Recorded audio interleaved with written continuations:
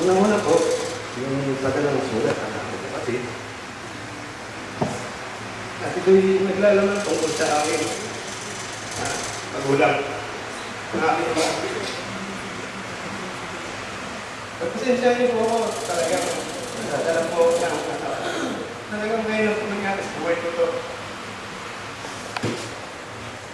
Ito po ang sinasaad ng kapatid ko. Dear friends and relatives of my tatay, as I write this, my tatay is on plane returning to his own Philippines. Tatay is very sick, but he has managed his condition well enough to enjoy life. I remember tatay enjoys riding in my van and loves praising as he sees here.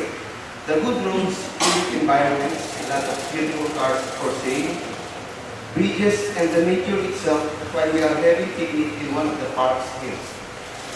Everywhere we go here, I know my father enjoys every minute of it. I see him and I hear him telling me how blessed he was to have a family that cares for him. I even joke to him, "Tatay, parang sarap lahat." Paulit-ulit niyang sasabihin sa iyo na mapalad siya sa pagkakaroon niya ng mabait ng mga anak at mga manugang. He's so funny that we will call Bob, my husband, beautiful son-in-law. And Bob loved and enjoyed him while he was in our house.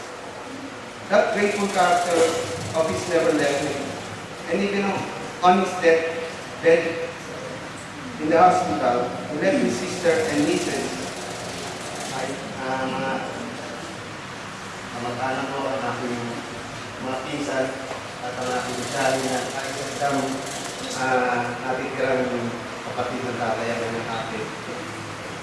And nephews, again, how blessed he was to have all those that love him to be around him, but also feel sorry that he might never see Ate Dina, Patricia, and Derek ever again.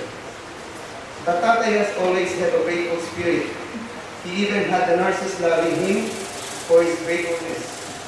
One of the nurses in the hospital even said to me that my tatay was his favorite patient.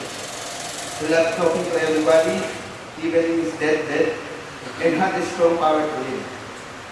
I love nanay and tatay, but I have learned from tatay the power of love and gratitude. I have learned that we must show this to each other as often as we can. Because another thing my tatay taught me is that you never know when your time on this earth will end, and it's better to have said the good and right things while we still can. Tatay, our love will always be with you. Love, Nila.